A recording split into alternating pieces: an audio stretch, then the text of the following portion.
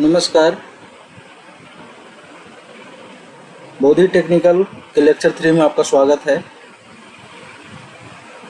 अभी तक हम लोगों ने कवर किया है 84 प्रश्न। अभी तक हम लोगों ने कवर किया है 84 प्रश्न। 84 प्रश्न। आज हम 85 से लेकर के 125 तक कवर करेंगे, जिसमें 40 प्रश्न आ रहा है टोटल। मैं बता देना चाहता हूँ कि 40 प्रश्न में कुछ फार्मूले भी आ रहे हैं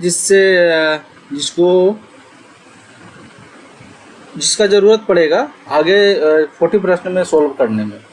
तो उस फार्मूले को हम क्या कर रहे हैं कि पहले कवर कर ले रहे हैं। इससे क्या होगा कि आगे चल करके समझने में थोड़ा ज़्यादा आसानी होगा। मैं उस फार्मूले को जो इस 40 प्रश्न में 40 प्रश्न में जो इस्तेमाल होगा, इस फार्मूले को अभी हम कवर कर लेते हैं। तो चलिए हम शुरू करते हैं फार्मूला नंबर 1 से। उसके बाद हम ऑब्जेक्टिव शुरू करेंगे। ठीक है, तो चलिए शुरू करते हैं फार्मूला नंबर 1 से।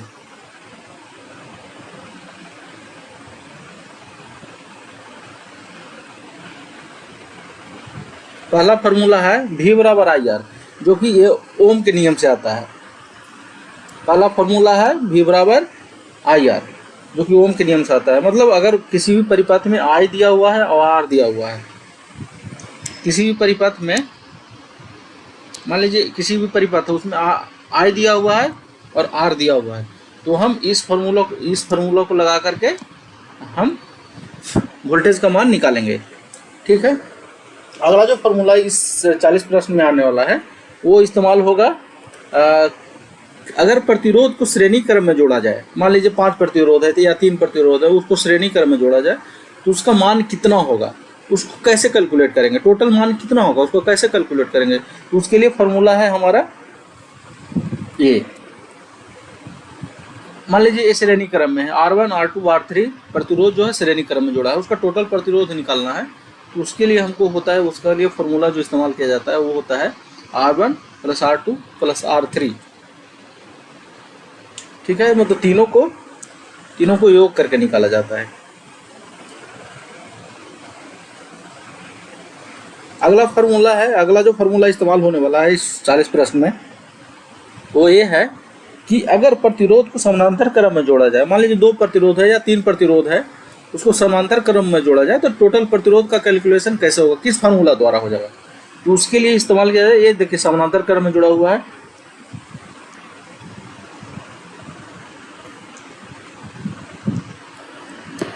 इसको समानांतर क्रम में बोलते हैं। ये है R1 और ये है R2। ठीक है, इसके लिए इस्तेमाल होता है टोटल प्रतिरोध निकालने के लिए 1/RT। RT मतलब हुआ टोटल बटा 1 + R1 + 1/R2 + 1/RN। मतलब आगे अगर 3 है, 4 है, 5 है, 6 है, 7 है, तो इस फार्मूला का इस्तेमाल करेंगे। नेक्स्ट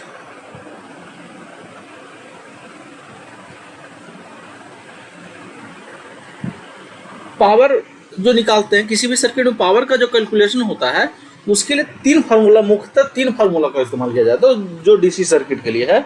एक है P बराबर I²R, एक है P बराबर V²R और एक है P बराबर VI। अब बात रहा कि इसका इस्तेमाल हम किस फार्मूला को कहाँ पे करेंगे। तो अगर मान लीजिए कोई परिपथ है उसमें I और R दिया हुआ है तो इस फार्मूला का इस्तेमाल करेंगे, अगर उस परिपथ का V दिया हुआ है और R दिया हुआ है इस फार्मूला का इस्तेमाल करेंगे, और V और I दिया हुआ है तो हम इस फार्मूला का इस्तेमाल करेंगे। देखेंगे कि आगे किसका जरूरत पड़ेगा, कौन सा फार्मूला लगाना होगा और किसका जरूरत पड़ेगा। चलिए नेक्स्ट,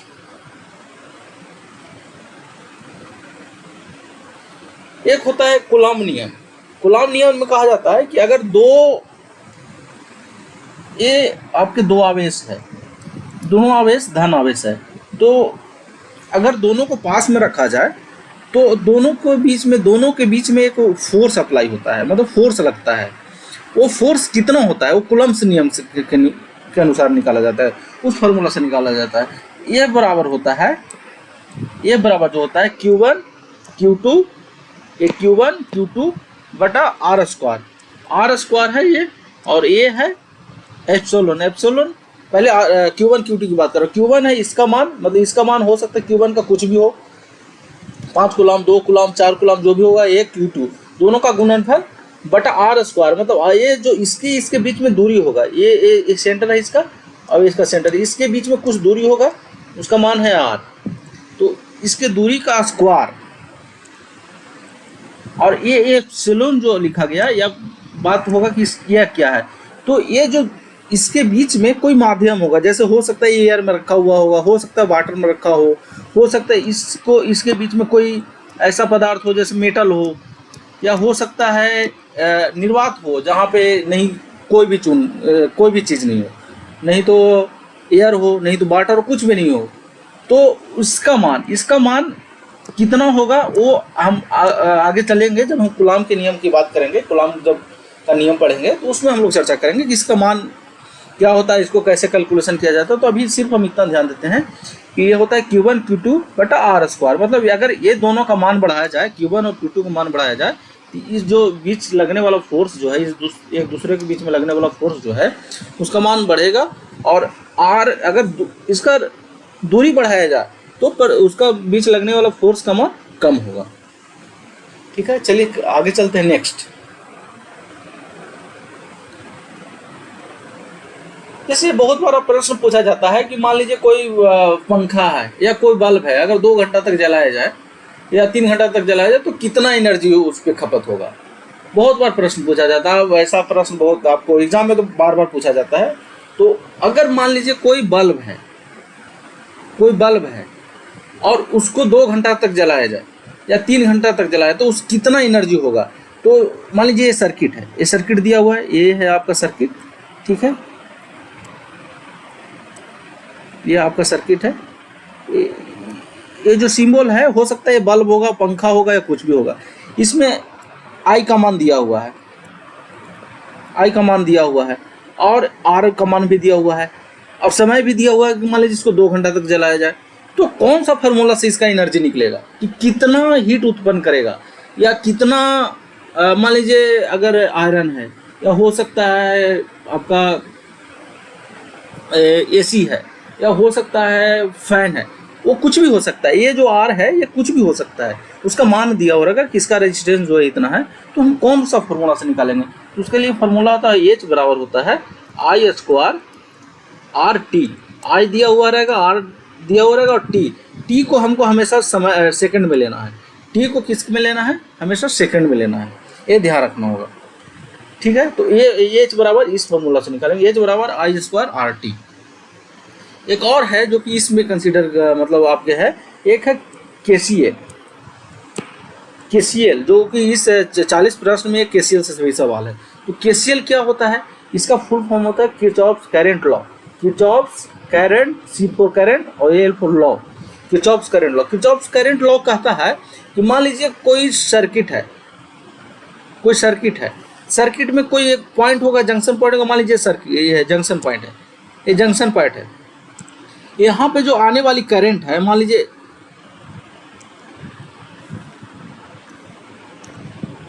आने वाली करंट है, इधर से आ रही है, इसमें भी आ रही है और इसमें भी आ रही है। ये जो आने वाली करंट का मान होगा ना, वो आने वाली करंट का मान होगा वो जाने वाली करंट के बराबर होगा। मतलब जितना आएगा उतना जाएगा, ये ध्यान रखिएगा, जितना आएगा उतना ही जाएगा, उससे ज़्यादा नहीं जाएगा। तो आ रहा है कितना, चलिए यहाँ से देखते हैं, आ रहा है कितना, ये है I1, ये है I2, ये है I3 और ये है I4 और ये है I5। कितना आ रहा है वो हम लोग देखते हैं।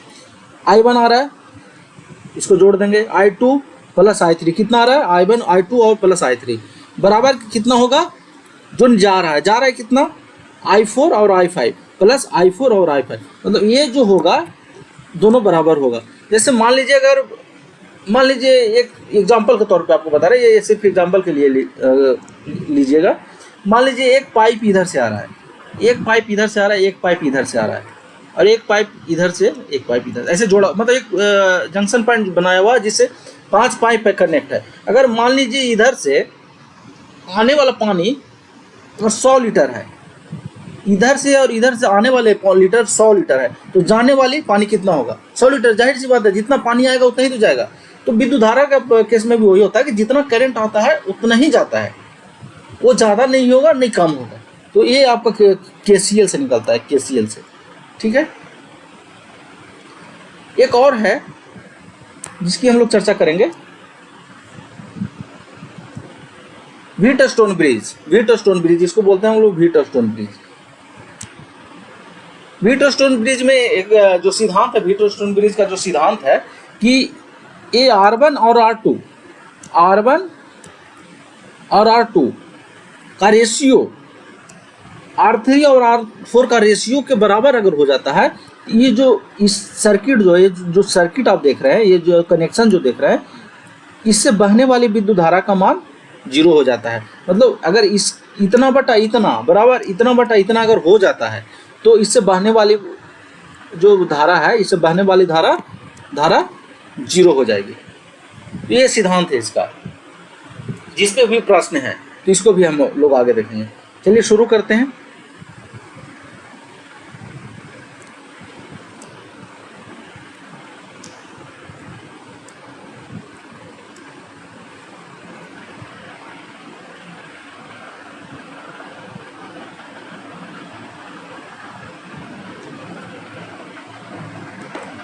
पहला प्रश्न है, अब हम शुरू कर रहे हैं 85 से लेकर के 125 तक का प्रश्न हम लोग शुरू कर रहे हैं कि उसमें क्या क्या आंसर है और क्या क्या सॉल्यूशन है, उस पर चर्चा करेंगे। तो 85 नंबर,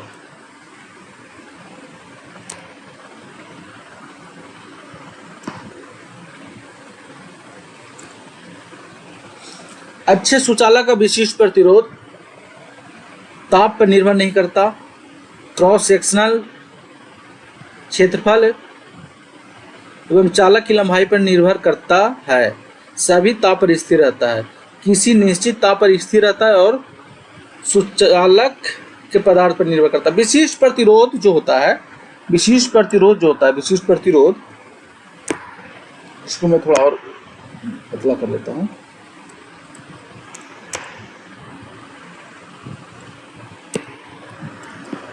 विशिष्ट प्रतिरोध जो होता है हमेशा पदार्थ पे निर्भर करता है, पदार्थ की बनावट कैसा है उस पे निर्भर करता है। तो इसका आंसर होगा डी।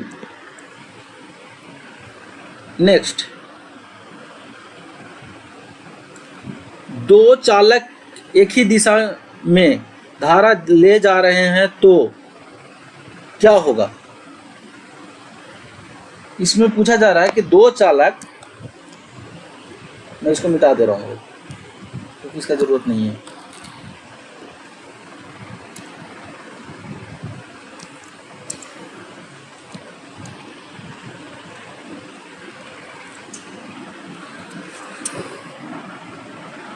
इसमें पूछा जा रहा है कि दो चालक, मान लीजिए एक चालक ये है, एक चालक ये है और एक चालक ये है, ठीक है, दो कंडक्टर है। बोल रहा है कि एक ही दिशा में अगर विद्युत धारा का प्रवाह हो रहा है जिसका डायरेक्शन क्या है, सेम है, ले जा रहे हैं, तो चालक अनुनाद में होंगे, मतलब वाइब्रेट करेंगे। ऐसा नहीं है, दोनों चालकों के बीच वोल्टेज बढ़ेगी। दो वोल्टेज बढ़ने से कोई रिलेशन नहीं है। अगर मान लीजिए दोनों करंट, दोनों का डायरेक्शन सेम है, दो चालक है, दोनों का डायरेक्शन सेम है, तो इसमें वोल्टेज कैसे बढ़ेगा? ये भी आंसर नहीं है। नेक्स्ट है, एक दूसरे को प्रतिकर्षित करेंगे, चालक एक दूसरे को आकर्षित करेंगे। इसका आंसर होगा डी। चालक एक दूसरे को क्या करेंगे? आकर्षित करेंगे। ये नियम है कि अगर दोनों चालक में प्रवाहित होने वाली धारा अगर सेम है, उसका डायरेक्शन सेम है, तो दोनों बीच में आकर्षण लगेगा, मतलब दोनों एक दूसरे को आकर्षित करेंगे। ठीक है। अगर मान लीजिए एक का हम डायरेक्शन चेंज कर दिए, एक का डायरेक्शन हम चेंज कर दिए, तो इन दोनों के बीच क्या होगा? प्रतिकर्षण होगा। ये एक दूसरे के पास प्रतिकर्षण मतलब रिफ्लेक्ट करेंगे एक दूसरे को। नेक्स्ट है 87, घरों में पंखों और लैंप निम्न से जुड़ा हुआ हो रहता है समानांतर क्रम में। ये हमेशा पूछा जाता है, ध्यान रखिएगा इसको, जो घर का वायरिंग होता है वो कौन सा क्रम में होता है? तो समानांतर क्रम में होता है। और श्रेणी क्रम में होता है क्या, जो आप जो दीपावली में आप भूकिया बल्ब जलाते हैं ना, वो श्रेणी क्रम होता है। ठीक है, कभी अगर पूछा जाए कि जो दीपावली में इस्तेमाल करने वाला जो बल्ब होता है, जो कुछ नाम है उसका क्या वो कौन सा क्रम में जुड़ा हुआ रहता है, तो वो श्रेणी क्रम में होता है। लेकिन घर का जो पंखे और लैंप जो होता है वो समानांतर क्रम में होते हैं। नेक्स्ट,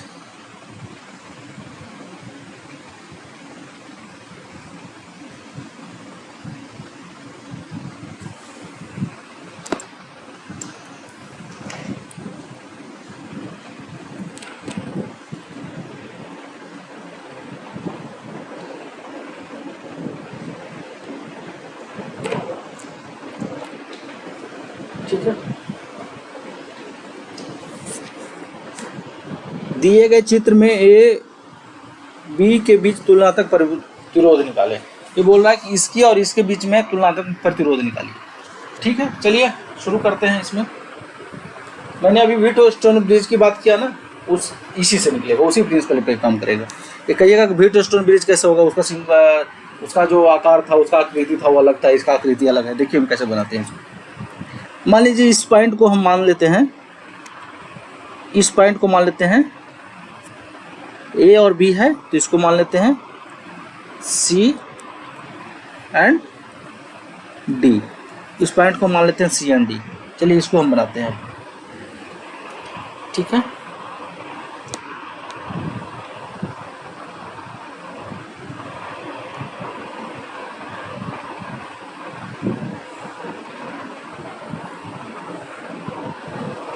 और इसको मान लेते हैं ई और इसको मान लेते हैं एफ।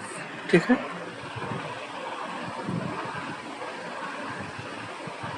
ये हो गया ई। इसको सरलीकरण कर रहे हैं, मतलब सिंप्लीफाई कर रहे हैं इसको।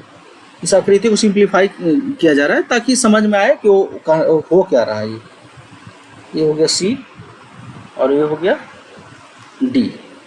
ठीक है, और ये हो गया ई और ये हो गया एफ। चलिए अब अगला आकृति बनाते हैं।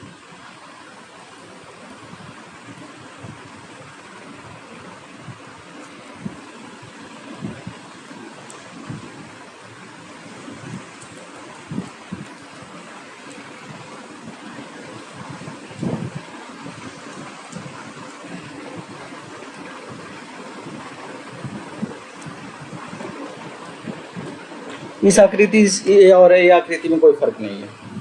कहिए कैसे, मैं समझाता हूँ। देखिए सी पॉइंट है, सी पॉइंट से दो कनेक्शन निकला जो कि एफ की ओर गया और एक ई की ओर गया। सी पॉइंट से दो कनेक्शन निकला, एक जो ई की तरफ गया और एक एफ की तरफ गया। ई वाला ई से निकल करके डी की तरफ गया और एफ से निकल कर डी की तरफ गया। ई से निकल करके डी की तरफ गया और एफ से निकल करके डी की तरफ गया। तो इस फिगर में और इस फिगर में कोई फर्क नहीं है।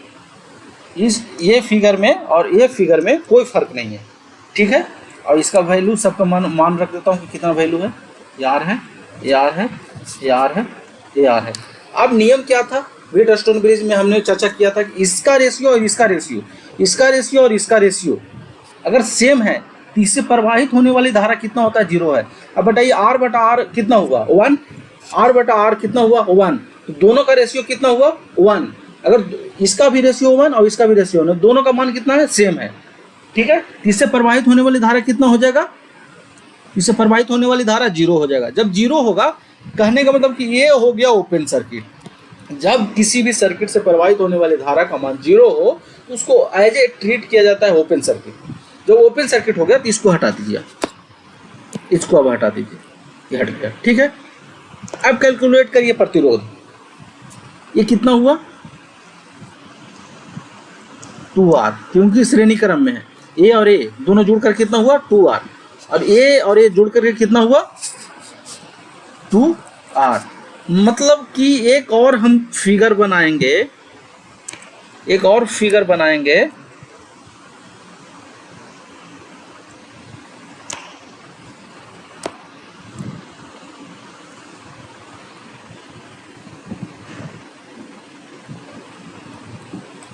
हमारे द्वारा एक और फिगर बनाया जा रहा है जिसका मान हो जाएगा 2R और ये हो जाएगा 2R ठीक है।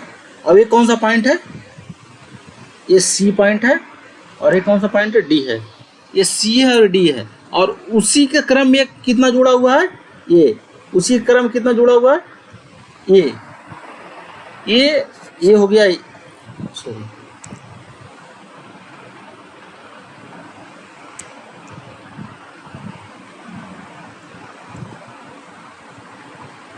ये हो जाएगा सी, और ये हो जाएगा डी, और ये हो जाएगा ए, और ये हो जाएगा बी। इसका मान कितना है, आर। तीनों अब कह रहा है इसके बीच में निकालना है, इसके बीच में, मतलब तो तीनों प्रतिरोध क्या हो गया, समानांतर क्रम। तीनों प्रतिरोध हो गया समानांतर क्रम में। तो समानांतर क्रम का फॉर्मूला क्या होता है, हमने अभी बात किया था, 1/RT बराबर 1/R1 plus 1/R2 plus 1/R3। अब कैलकुलेशन करते हैं, फार्मूला रख देते हैं। 1/RT बराबर हो गया total 1/2R plus 1/2R plus 1/R। इसका वो हो जाएगा 2R हो गया, 1 प्लस 2, ठीक है। 1 प्लस 2, ये कितना 2R है। चलिए आगे निकालते हैं इसको। 1/RT बराबर ये हो जाएगा टोटल 4/2R, कट गया 2। अब RT बराबर निकालेंगे तो नीचे वाला ऊपर हो जाएगा, ऊपर वाला नीचे चला जाएगा, R/2। आंसर कहाँ है इसका, आंसर चलिए खोजते हैं। हम लोग कैलकुलेशन करते करते कहीं और बढ़ गए हैं, ठीक है। तो आंसर खोजते हैं इसको।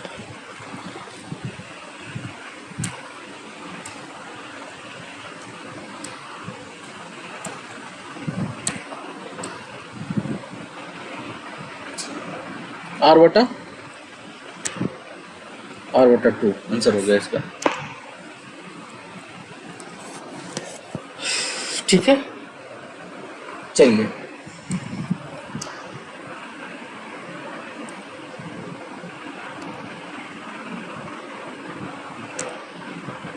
आगे मिटा देते हैं सभी को।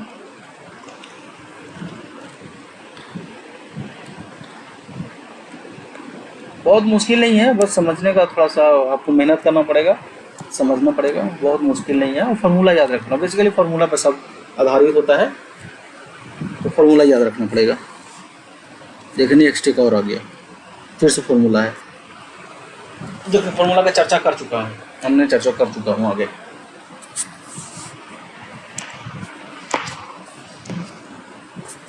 एक स्थिर धारा का स्रोत 10 किलो ओम के लोड पर 0.4 एम्पियर धारा सप्लाई करता है। यदि लोड बदलकर 100 ओम कर दिया जाए तो लोड का धारा कितना होगा। कैलकुलेशन करते हैं, थोड़ा छोटा लिखने की कोशिश करता हूँ, बड़ा हो जाता है। पहले क्या क्या दिया हुआ है वो लिखिए। R बराबर दिया हुआ है 10 किलो ओम, किलो मतलब हजार होता है, 10,000 ओम, ठीक है। I बराबर कितना दिया हुआ है, I बराबर दिया हुआ है 0.4 एम्पियर। पहले इससे पावर निकाल लेते हैं, P निकाल लेते हैं। तो P बराबर हमने क्या बताया था, जहाँ पे I और R दिया हुआ है वहाँ पे क्या होता है I² R।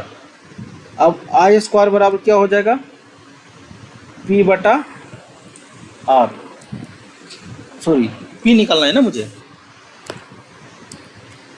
P निकालना है मुझे।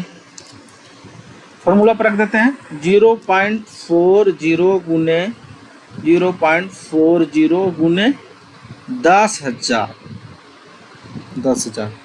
अब इसको हम करते हैं दशमलव हटाते हैं, ठीक है। तो 1 2 3 4, क्योंकि 2 है और 2 जीरो, इसके बदले 2 जीरो और इसके बदले 2 जीरो, तो इसके बदले 2 जीरो, इसके बदले 4 जीरो से 4 जीरो कट गया। कितना हो जाएगा P बराबर 1600 वाट, 1600 वाट, ठीक है। अब हम मुझे कह रहा है क्या ओम, एम्पियर निकालना है। फिर से फार्मूला लगाएंगे। क्या दिया हुआ है, P बराबर क्या होता है, अभी ने हम लोग चर्चा किया, आई स्क्वायर आर। ठीक है,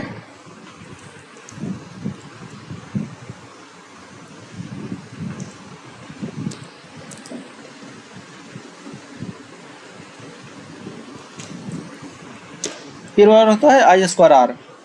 इसमें आई निकालना, मतलब हो जाएगा आई स्क्वायर बराबर P बटा आर।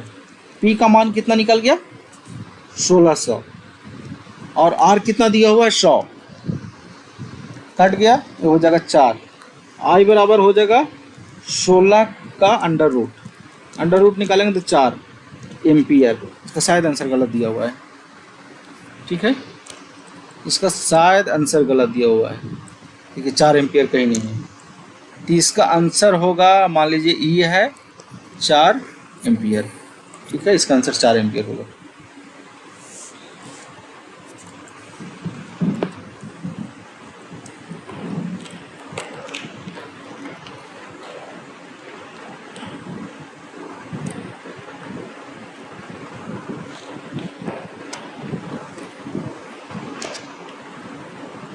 चलिए नेक्स्ट, यदि 5 ओम के 2 प्रतिरोध को समानांतर क्रम में जोड़ा जाए तो तुलनात्मक प्रतिरोध कितना होगा। अब फार्मूला की बात नहीं करूँगा, मैं सिर्फ बनाऊँगा, सर्किट बनाऊँगा और मैं कैलकुलेट करूँगा, क्योंकि मैं फार्मूला आपको बता चुका हूँ। ये 5 है, ये 5 है, इसका बोल रहा है तुलनात्मक प्रतिरोध, मतलब RT निकालने बोल रहा है। ठीक है, 1/RT बराबर हो जाएगा 1/5 प्लस 1/5, इसका हो जाएगा 5 1 + 1। ठीक है, वो हो जाएगा 1/RT बराबर 2 + 2/5, RT बराबर हो जाएगा 5/2, 5/2 मतलब 2.5 हो गया। इसका एक शॉर्टकट फॉर्मूला मैं आपको बता देना चाह रहा हूँ। अगर समानांतर में 2 प्रतिरोध दिया जाए तो दोनों को ऊपर में गुना कर दीजिए, 5 × 5, और नीचे वाला को जोड़ दीजिए 5 + 5। ठीक है, ये फार्मूला मतलब शॉर्टकट में 2 प्रतिरोध दिया जाए तो बहुत शॉर्ट फार्मूला है ये निकालने के लिए। तो 5 × 25 बटा 10, इसको यहाँ ले जाएंगे, पॉइंट में कन्वर्ट करेंगे तो 2.5 हो जाएगा, आंसर आ जाता है 2.5। इतना करने की जरूरत नहीं है, आप इस फार्मूला से भी कैलकुलेट कर सकते हैं।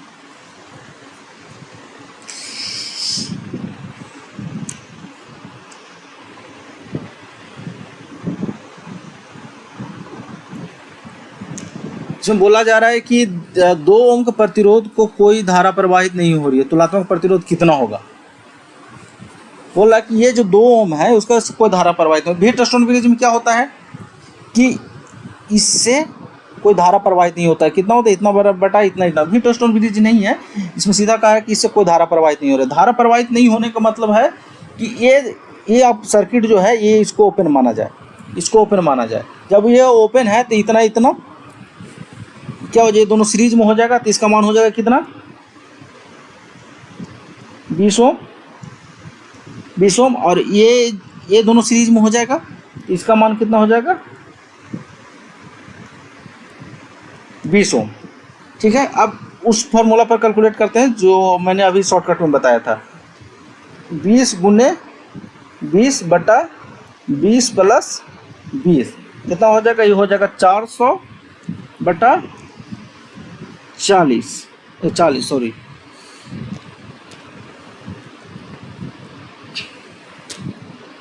40 कट के हो जाएगा 10 ओम। तुलनात्मक प्रतिरोध कितना होगा, 10 ओम। ठीक है,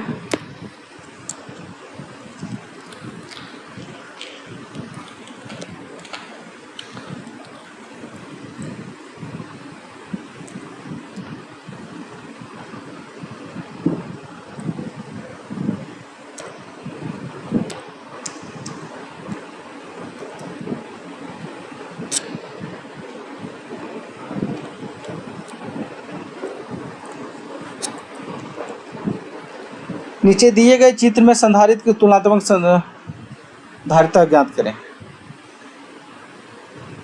एक फार्मूला जो है उसमें छूट गया है, मैं 7 फार्मूला बताया था, उसमें से एक फार्मूला छूट गया है कि अगर संधारित्र श्रेणी क्रम में जोड़ा हुआ तो उसके लिए प्रतिरोध होता है जो रेजिस्टेंस का पैरेलल वाला होता है प्रतिरोध, वही प्रतिरोध होता है। तो 1 होता है CT बराबर 1/C1 plus 1/C2 plus 1/C3। ठीक है, ये होता है जब ये होता है कैपेसिटर अगर श्रेणी क्रम में जोड़ा हुआ होता है तब ये फार्मूला होता है। तो इसके फार्मूला के लिए हम इसको रख देते हैं, ये हो जाएगा 1/4 1/CT बराबर 1/4 प्लस 1/4 प्लस 1/4, टोटल हो जाएगा 4 1 प्लस 1 प्लस 1, मतलब CT बराबर हो जाएगा, ये हो जाएगा 3/4, तो 4/3 माइक्रोफराड। माइक्रोफराड में वैल्यू दिया हुआ है तो हो जाएगा 4/3, आंसर हो जाएगा 20 का। ठीक है, चलिए तो मिटा देते हैं।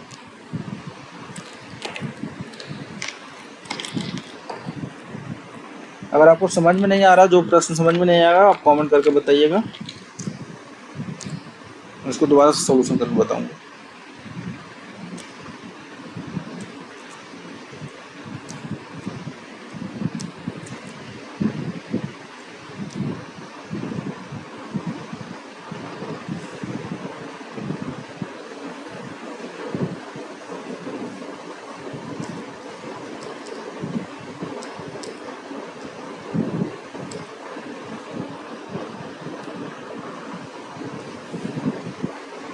थोड़ा इसको साफ कर देता हूँ, बोर्ड को साफ कर देता हूँ, ठीक रहेगा।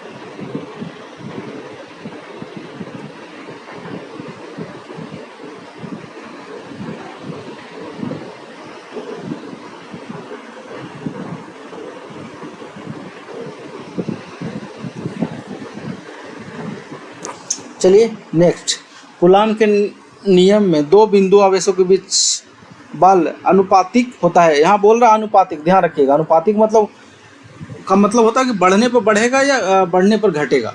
तो अनुपातिक मतलब होता है डायरेक्टली प्रोपोर्शनल, अगर उसका मान बढ़ता है तो बढ़ेगा। अनुपातिक मतलब समानुपातिक लिखना मतलब होता है। समानुपातिक मतलब जिस अनुपात में वो बढ़ेगा उसका अनुपात में बढ़ेगा। तो इसका मैं फार्मूला बताया था, होता है Q1 Q2/R²। तो बोला समानुपाती मतलब इसका मान अगर बढ़ाते हैं, इसका मान बढ़ाते Q1 Q2 का मान बढ़ाते हैं तो इसका मान बढ़ेगा, मतलब फोर्स का मान बढ़ेगा। इसका मान बढ़ाने पे इसका मान घटेगा, लेकिन इसका मान बढ़ाने पे फोर्स का मान बढ़ेगा। तो इसका आंसर हो जाएगा आवेशों को गुणनफल का, आवेशों का गुणनफल का। थोड़ा सा इसमें कंसेप्ट छुपा हुआ है, तो इस बात को ध्यान रखिएगा। किसी धातु के तार में विद्युत धारा का प्रवाह होता है, किसके कारण होता है? इलेक्ट्रॉन के कारण। इलेक्ट्रॉन का प्रवाह का तो विद्युत धारा कहा जाता है। तो कोई भी धातु में अगर तार में विद्युत धारा प्रवाह हो रहा है मतलब इलेक्ट्रॉन प्रवाह हो रहा है। लेकिन जब लिक्विड की बात होता है, जब मान लीजिए कोई लिक्विड है, कोई बैटरी है, बैटरी में अगर विद्युत धारा का प्रवाह हो रहा है, बैटरी के अंदर की बात कर रहा हूँ, तो आयन की वजह से होता है। तो अगला जो सी आंसर है वो बैटरी अगर पूछा जाता तो उसका आंसर होता सी। नेक्स्ट,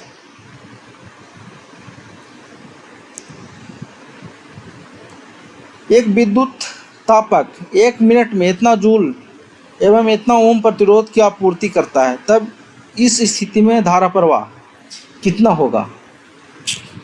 चलिए कैलकुलेट कर लेते हैं। मैंने बताया था कि अगर हीट की बात करें, मिनट में इतना हीट की बात करें, जूल मतलब क्या होता है? एनर्जी की बात करें तो उसका फॉर्मूला होता है H बराबर होता है आई स्क्वायर आर और टी। ठीक है, तो इसमें क्या क्या दिया हुआ है, एच दिया हुआ है, ये हो गया 320 बराबर आई नहीं दिया हुआ, आई निकालना है, आई निकाला। देखिए ये धारा की बात कर रहा है, धारा निकालना है, तो 320 जूल हो गया। आई स्क्वायर का वैसे ही रहने देते हैं। आर कितना दिया हुआ है, 4 ओम, 4 ओम गुने 4 ओम गुने 1 मिनट, 1 मिनट बोल रहा है। कभी भी समय जो लेना है वो हम लोग को सेकंड में लेना है, तो इसको क्या करते हैं सेकंड में कन्वर्ट करके 60, 1 मिनट बराबर कितना होता है 60 सेकंड। अब हम इसको क्या करते हैं फॉर्मूला में सजा देते हैं, इसको करते हैं आई स्क्वायर बराबर हो जाएगा 320 बटा 40 गुने 60। ए से एक 2 जीरो से सॉरी 1 जीरो से 1 जीरो कट गया, 4 ओम बोल रहा है, सॉरी देखिए थोड़ा मिस्टेक हो रहा है, ऐसे ही होता है एग्जाम में, कहता कुछ है कभी लिखा जाता है कुछ, उसके कारण आंसर हो जाता है कुछ और। जीरो कटे 8 चौका 32, 8 हो गया, 4 दूनी 8, 3 दूनी 6 बराबर हो गया 4/3। अब आई बराबर निकालेंगे अंडर रूट 4/3, ये अंडर रूट आप निकाल लीजिएगा, इसका आंसर हो जाएगा 1.2 लगभग में आ जाएगा, थोड़ा बहुत इधर उधर भागेगा, 1.23 ऐसा करके आएगा।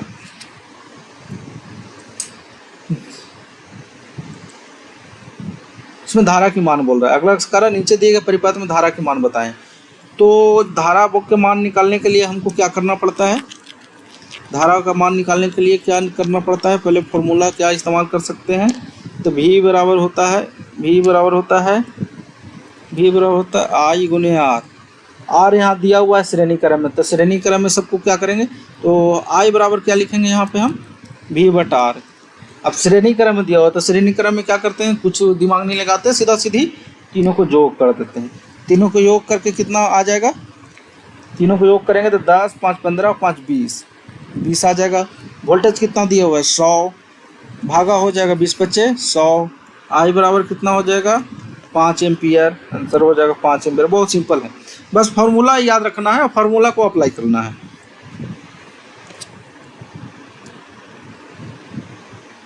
चलिए नेक्स्ट, ये देखिए आ गया आपका केसीएल की बात किया था ना मैं, इसलिए मैं सारा फार्मूला को मैं पहले कंसीडर कर लिया था ताकि आगे चल के दिक्कत ना हो। ठीक है, तो अब केसीएल की बात हो रहा है, तो मैं केसीएल की बात करता हूँ। केसीएल में क्या कहता है, केसीएल में कहता है कि इनकमिंग करंट बराबर आउटगोइंग करंट, मतलब जितना करंट आएगा उतना करंट जाएगा। तो आने वाला, पहले हम आने वाले करंट की बात निकाल लेते हैं। ये हो गया जंक्शन, आने वाला करंट कितना है, आने वाला करंट कितना है 9, और कौन सा आ रहा है +6 आ रहा है, देख लीजिए ध्यान से, देखिए 6 आ रहा है। ये जा रहा है कौन, बराबर अलग से लिख देते हैं 3, प्लस कौन जा रहा है आई। अब ये अगर इधर जाएगा तो कितना हो जाएगा माइनस में, 9 + 6 - 3 बराबर आई। ठीक है, 9 6 15 में से 3 गया, कितना हो जाएगा 12। आई बराबर कितना हो जाएगा 12 एम्पियर, मतलब आई बराबर हो जाएगा 12 एम्पियर। इसका आंसर हो जाएगा 12 एम्पियर।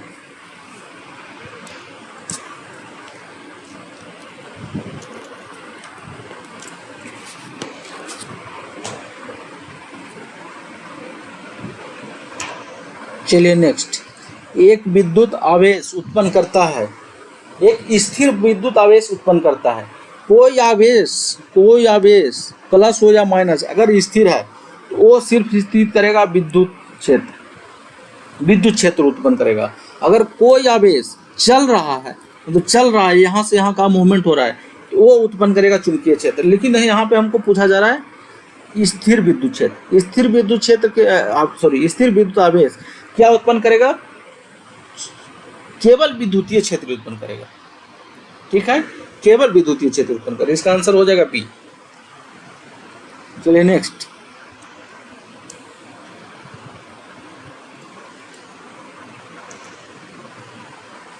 परिपथ का गुण जो विद्युत ऊर्जा को ताप में बदलता है, प्रतिरोध किसको कहते हैं, प्रतिरोध कहा जाता है कि पदार्थ का वह गुण जो विद्युत धारा का जो प्रवाह में विरोध करता है उसको प्रतिरोध कहते हैं। इसी गुण के कारण जो होता है, जो बल्ब में या पंखा में या हीटर में जो हीट देखने को मिलता है वो प्रतिरोध के कारण मिलता है। मतलब जो विद्युत ऊर्जा को उष्मा ऊर्जा में जो कन्वर्ट करता है वो गुण जो है वो प्रतिरोध है।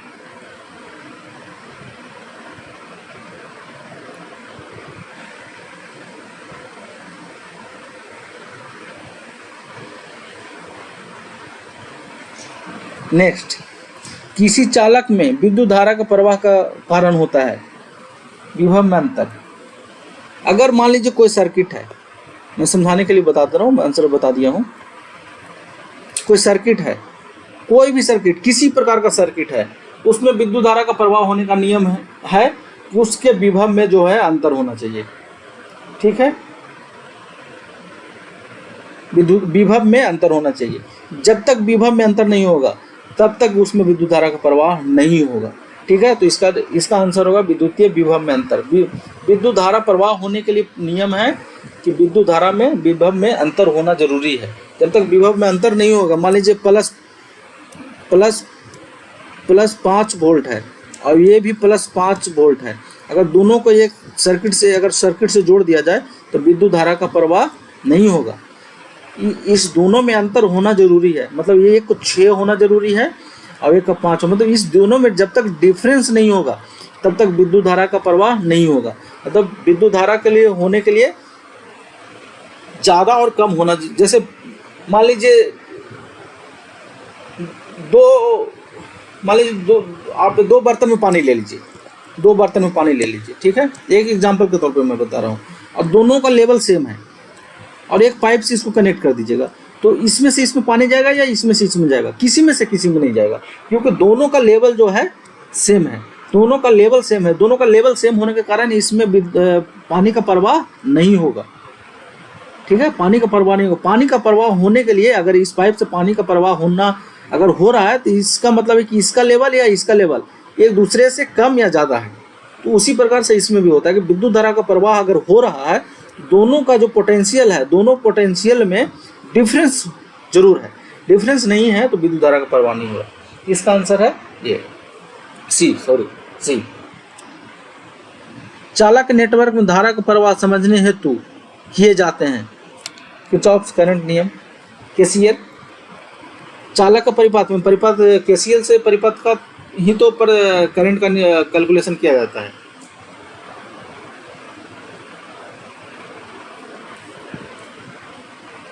नेक्स्ट,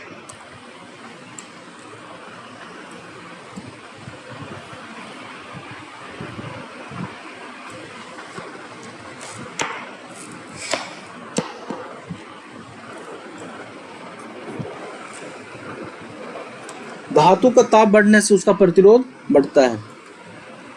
धातु का ताप बढ़ने से उसका प्रतिरोध बढ़ता है, लेकिन अगर अधातु पूछे तो उसका घटता है। धातु का प्रतिरोध ताप बढ़ने से प्रतिरोध बढ़ता है, लेकिन अधातु का ताप बढ़ने से घटता है। किसी व्यक्ति का सुरक्षित रहने के लिए कितना विद्युत धारा उपयुक्त है, ये आपको याद करना पड़ेगा। 9 मिली एम्पियर होता है कि अगर किसी व्यक्ति से 9 मिली एम्पियर अगर विद्युत धारा प्रवाहित हो रहा है, इसका मतलब वो व्यक्ति सुरक्षित है। मानव शरीर का प्रतिरोध कितना होता है? 1000 ओम। 1000 ओम, इसका आंसर है बी। नेक्स्ट, फिर से आ गया फार्मूला तारीख पे निर्भर है, न्यूमेरिकल है। चलिए इसको सॉल्यूशन करते हैं। 20 ओम के 3 प्रतिरोध को जोड़कर एक त्रिभुज बनाया जाता है। क्या बोल रहा है? 20 ओम का 3 प्रतिरोध है जिसको जोड़कर त्रिभुज बनाया जाता है। चलिए त्रिभुज बना लेते हैं। सॉरी,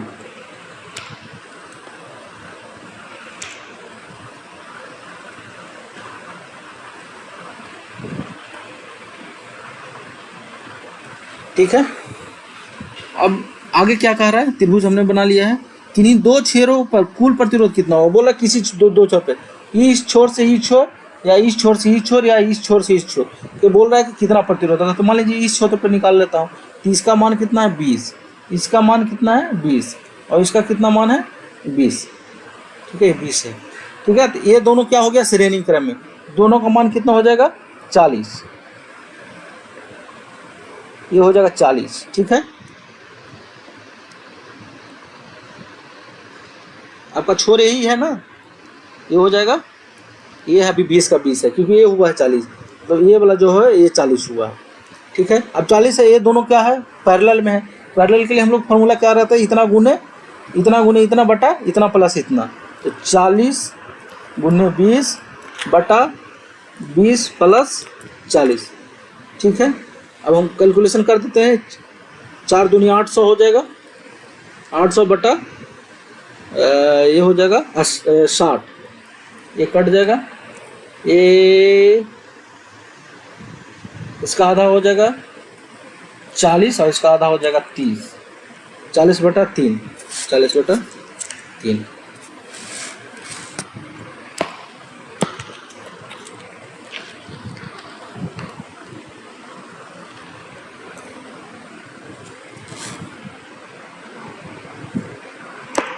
नेक्स्ट, यदि 10 ओम के 4 प्रतिरोध को एक वर्ग बनाया जाता है तो वर्ग के किन्हीं एक भुजा के 2 छोरों के कुल प्रतिरोध कितना होगा। उस बार क्या बोला गया, त्रिभुज बनाया जाए, इस बार बोल रहा है वर्ग बनाया जाए। तो चलिए वर्ग बना लेते हैं।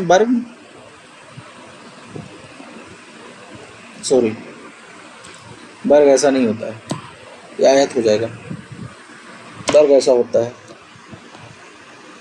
सभी भुजाओं का लंबाई चौड़ाई सेम होता है।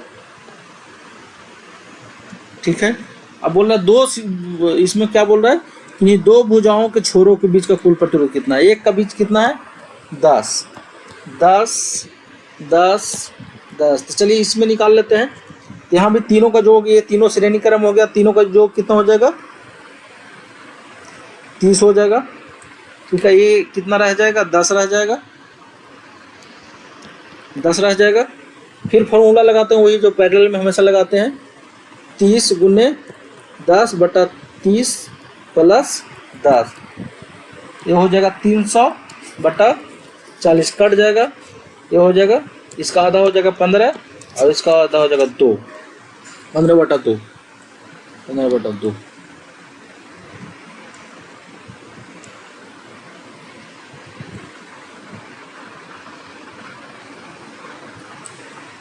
चलिए नेक्स्ट, मैंने इसका पहले चर्चा कर चुका हूँ, निम्न से कौन गलत है। ठीक है, एक चीज यहाँ पर इक्वल टू है, छूट गया है देना। ठीक है, तो P बराबर क्या होता है, मैंने क्या बताया था, I स्क्वायर R, P बराबर बताया था V स्क्वायर बटा R, और P बराबर बताया था I स्क्वायर R हो गया, V स्क्वायर R हो गया, और एक को बताया था VI। तो देखिए तीनों मिल रहा है, ये I स्क्वायर R, VI और V स्क्वायर R। तो ये तीनों नहीं बोल रहा है, गलत कौन है, ये तो सही है, ये गलत कौन है इसमें से, गलत ये है। आंसर इसका क्या हो जाएगा, कंफ्यूज नहीं होना है, आंसर हो जाएगा इसका D। ये जो है ये गलत है, फॉर्मूला नहीं होता है ये, आंसर इसका हो जाएगा D। आवृत्ति के घटने से परिपथ का इंडक्टिव प्रतिघात कितना होगा। चलिए एक और न्यू फॉर्मूला आ गया, उसकी चर्चा कर लेते हैं। ठीक है, इंडक्टिव रिएक्टेंस जो होता है, इंडक्टिव रिएक्टेंस को हम लोग एक्सेल द्वारा सूचित किया था। एक्सेल का फॉर्मूला होता है 2 पाई एफ एल, 2 पाई है, यहाँ पे पाई का है 2 पाई एफ एल। अब बताइए कि ये अगर फ्रीक्वेंसी का मान बढ़ाएंगे तो क्या होगा, इसका मान बढ़ेगा, क्योंकि ये डायरेक्टली प्रोपोर्शनल है, बटा में नहीं है। बटा में रहता तो घटता, बढ़ाने पे घटता, लेकिन ये क्या है बटा में नहीं है, तो इसका मान बढ़ाने पे बढ़ेगा और इसका मान अगर फ्रीक्वेंसी का मान घटाते हैं तो घटेगा। तो यहाँ पे क्या बोला, आवृत्ति घटाने पर परिपथ का इंडक्टिव प्रतिघात कितना होगा, घटेगा। इसका मान घटाने बोल रहा था, इसका मान क्या होगा, घटेगा। तो इसका आंसर हो जाएगा ये।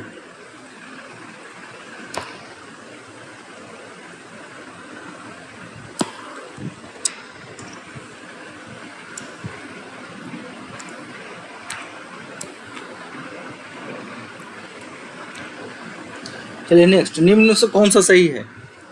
मिली छोटा होता है या माइक्रो छोटा होता है, छोटा कौन होता है, माइक्रो। तो इसका आंसर हो जाएगा ये, क्योंकि जाहिर सी बात है माइक्रो छोटा होता है तो माइक्रो लेस देन मिली।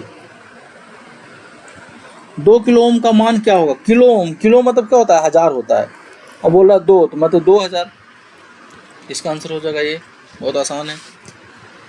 किसी कांच के छड़ को जब सिल्क के कपड़े से रगड़ा जाता है तब किस प्रकार के वैद्युत स्थित होता है? जब हम किसी कांच के छड़ को या कंघी को अपने बाल से रगड़ते हैं तो उसमें जो स्थैतिक विद्युत उत्पन्न होता है, ठीक है, स्थैतिक विद्युत उत्पन्न होता है, इसमें कंफ्यूज नहीं करना है, स्थैतिक विद्युत उत्पन्न होता है।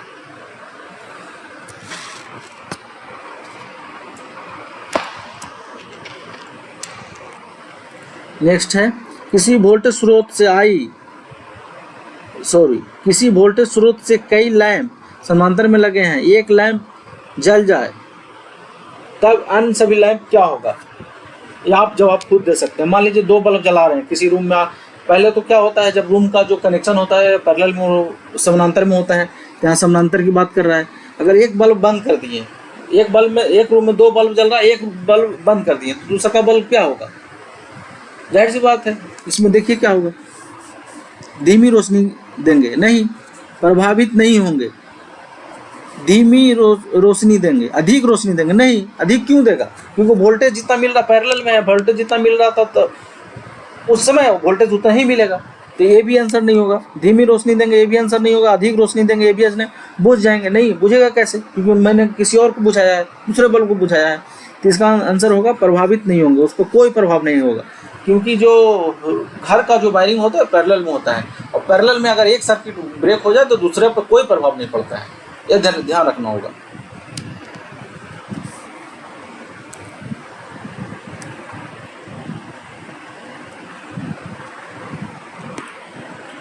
छः वोल्ट पर 12 वोल्ट की धारा लेने वाले बिजली का बल्ब का प्रतिरोध होगा। एक्चुअली वोल्ट नहीं है, एम्पियर है, ये आई है, ये टाइपिंग मिस्टेक है, आई है, ठीक है। अब फॉर्मूला से चलिए, V बराबर क्या होता है? V बराबर IR होता है। V बराबर क्या होता है? IR। क्या निकालना है? R निकालना है। R बराबर क्या हो जाता है?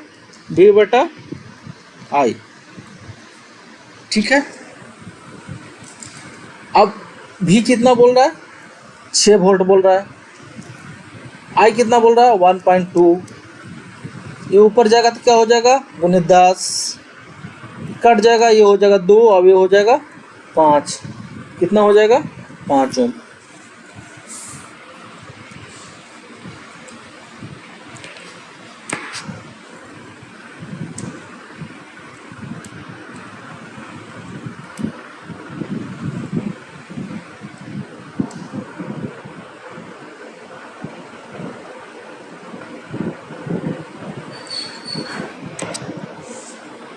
किसी तार में 5 सेकंड के लिए विद्युत धारा का प्रवाह करने पर इतना जूल ऊष्मा होती है। यही धारा इसमें से आधे प्रतिरोध वाले तार में प्रवाहित किया जाए 5 सेकंड में कितनी ऊष्मा देगी? एकदम सिंपल सा है, दिमाग नहीं लगाना है इसमें, ज़्यादा दिमाग नहीं लगाना, दिमाग लगाना है, ज़्यादा दिमाग नहीं लगाना है। इसमें बोल रहा है कि मान लीजिए कोई तार है जिसका क्या है, कोई प्रतिरोध होगा, प्रतिरोध का मान नहीं दिया है, कोई प्रतिरोध होगा, ठीक है। बोल रहा है कि 5 सेकंड तक इसमें हम धारा प्रवाहित देते हैं तो 60 जूल ऊष्मा देता है, 60 जूल, ठीक है। अब बोल रहा है कि इसको हम अगला कोई सर्किट है, इसमें भी 5 सेकंड तक धारा प्रवाहित करना है, लेकिन इसका प्रतिरोध कितना करना है? आधा करना है।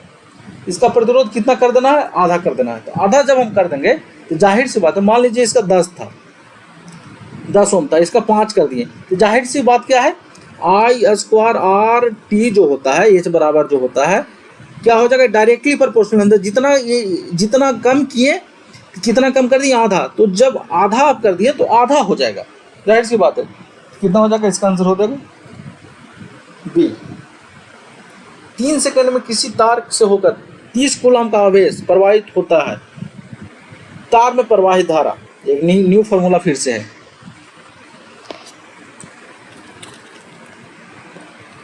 ठीक है, I बराबर होता है, फॉर्मूला नोट कर लीजिएगा, Q बटा T एम्पियर। ठीक है, अब क्या बोल रहा है, ये निकालना है, एम्पियर ही निकालना है। कितना है, 30 कूलाम। Q बराबर कितना है, 30, और समय कितना है, 3 सेकेंड। 3 सेकेंड भागा दे देंगे तो हो जाएगा 10 एम्पियर।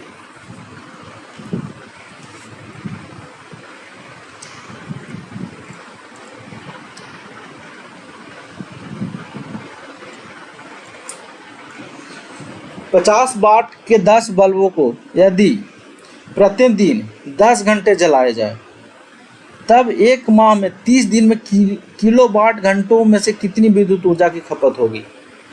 बोल रहा विद्युत ऊर्जा कितना खपत होगा, मतलब यूनिट निकालना है। यूनिट, कितना यूनिट खपत होगा, कितना दिन में, 30 दिन में। तो पहले एक दिन में निकाल लेते हैं, उसके बाद 30 दिन में निकाल देना। तो ठीक है, तो पहले का जब यूनिट बराबर होता है, एक दिन का जब निकालना है, ठीक है, एक दिन का निकालना है, मतलब घंटा दिया हुआ है तो होता है वाट, नोट कर लीजिएगा, बहुत कम जगह नहीं मिलेगा, गुने घंटा बट्टा 1000। ठीक है, वाट कितना है, 50 वाट 10 बल्ब, मतलब 50 गुने 10 गुने घंटा कितना है, 10 बट्टा 1000। 3 जीरो से 3 जीरो कट गया, बराबर हो गया 5। कितना यूनिट, 5 यूनिट हुआ है। कितना, एक दिन का निकला है, 5 यूनिट एक दिन का। तो 30 दिन का 30 × 150। ठीक है, अरे एक दिन का 5 यूनिट, तो 30 दिन का कितना होगा, 40 दिन का कितना होगा, तो जितना दिन का बोला उतना से गुना हो जाएगा, 30 × 150।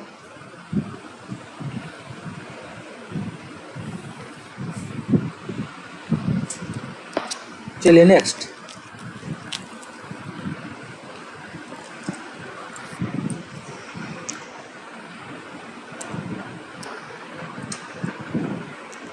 इसको हल नहीं करना है, इसको लॉजिक से सॉल्व करना है।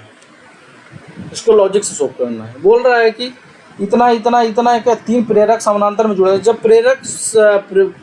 प्रेरक अगर है, प्रेरक मतलब होता है इंडक्टर। इंडक्टर अगर समानांतर क्रम में जुड़ा हुआ है तो जो प्रतिरोध वाला फॉर्मूला समानांतर वाला लगता है वो भी इसी वाला लगता है। ठीक है, तो इस प्रेरक में भी वही सेम फॉर्मूला लगता है जो प्रतिरोध में लगता है। तो इसमें कह रहा है कि इतना इतना इतना, तो अगर समानांतर क्रम में मान लीजिए एक समानांतर क्रम प्रतिरोध की बात कर रहे हैं क्योंकि फॉर्मूला सेम लगेगा, तो यहाँ पे हम प्रतिरोध की बात करते हैं। ठीक है, मान लीजिए 2 ओम है, 4 ओम है, 5 ओम है, तो जो टोटल प्रतिरोध होगा, समानांतर प्रतिरोध के लिए लॉजिक है, बहुत आसान, मतलब प्रश्न को इसको सोल्व करने, इस प्रश्न को सोल्व करने की जरूरत नहीं है, यहाँ लॉजिक से सोल्व होगा।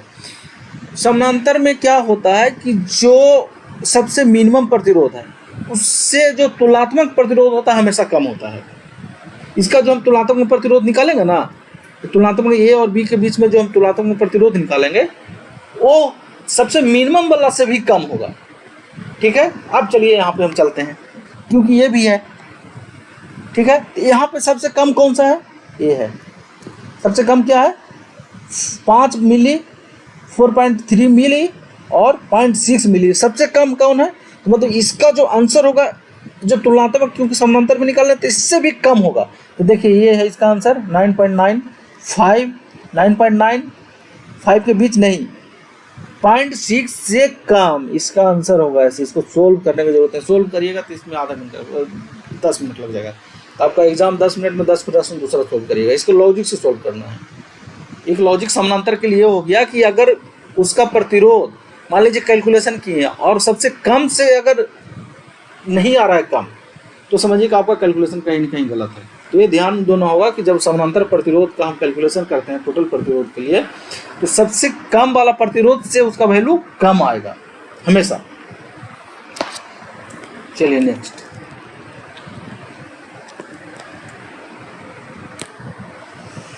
प्रतिरोध का यथार्थ मान मापने के लिए निम्न में से कौन सा विधि प्रयोग किया जाता है व्हीटस्टोन ब्रिज। प्रतिरोध को मेजरमेंट के लिए व्हीटस्टोन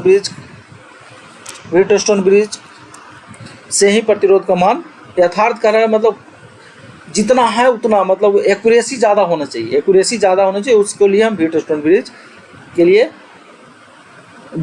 ब्रिज नियम उपयोग करते हैं। लेंज नियम से निम्नलिखित संरक्षण इसका होता है ऊर्जा, ये आपको याद करना पड़ेगा। 3 फेज 4 तार सिस्टम में न्यूट्रल वायर किस रंग का होता है? काला। ग्राउंड जो होता है, इसमें मैं याद करने के लिए मैं बता दूं तो मान लीजिए ये है,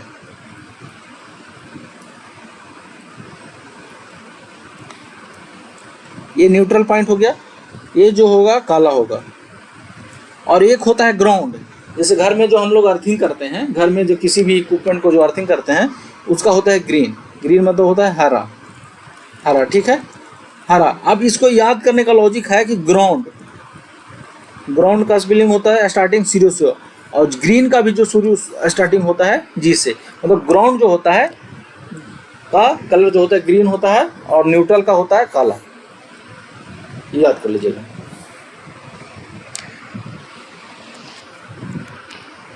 ग्राउंड का ग्रीन, न्यूट्रल का काला।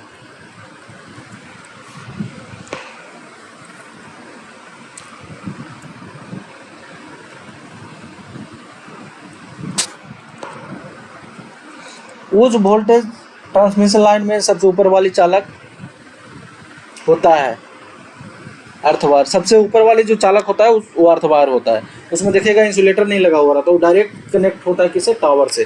जैसे मान लीजिए ये है ना, ऐसे ये टावर है, मान लीजिए ये टावर है, जो सबसे टॉप वाला जो होता है ये डायरेक्ट टावर से कनेक्ट होता है, इस टावर को अर्थिंग करने के लिए उसका इस्तेमाल किया जाता है, ठीक है।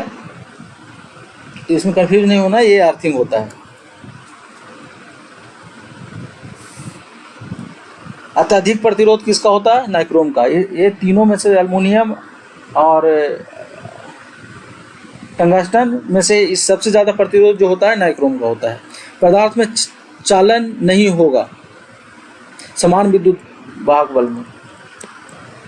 अगर दोनों का पोटेंशियल डिफरेंस सेम है, मैं ऊपर में जो पानी का एग्जांपल दिया था कि दोनों का अगर लेवल सेम है तो आप उसमें विद्युत धारा का प्रवाह नहीं होगा। जैसे दोनों का पानी का लेवल सेम है तो उसमें पानी का प्रवाह नहीं होगा। तो उसी प्रकार से पोटेंशियल डिफरेंस अगर सेम है तो उसमें आपका विद्युत धारा का प्रवाह नहीं होगा समान विद्युत वाहक बल के तार में।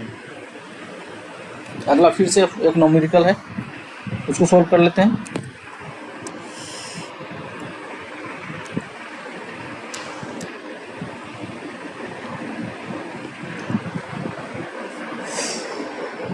दो 100 वोल्ट 100 वाट लैंप को 100 वोल्ट पर धारा प्रदान की जा रही है, यह किस लैंप के समान होगा?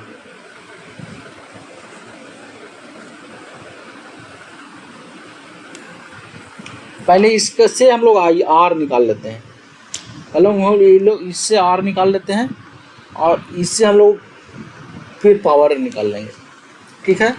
तो होता है P बराबर होता है V² बटा R। तो R बराबर हो जाएगा V² बटा P। V² मतलब 200 गुने 200, ठीक है, बटा 100, ये कट गया। R बराबर हो गया 400, इसका हो गया 400, ठीक है। R बराबर हो गया 400। अब कह रहा है इसको, अब इसमें पावर निकाल लेते हैं। तो P बराबर क्या होता है? V² बटा R। अभी हमने यहाँ पे जाना, ठीक है। अब फॉर्मूला पर रख देते हैं 100 गुने 100, कितना दिया हुआ वोल्टेज, कितना हुआ 100। अब R कितना निकल के आया? 400,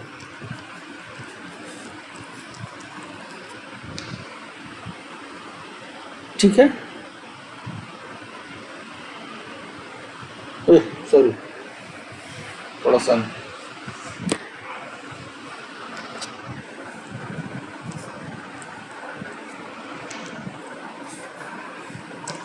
100 गुने 100 बटा 400, 2 जीरो से 2 जीरो कैंसिल हो जाएगा, बचा 4, 25 चौका 100 कितना आंसर हो जाएगा 25 वाट।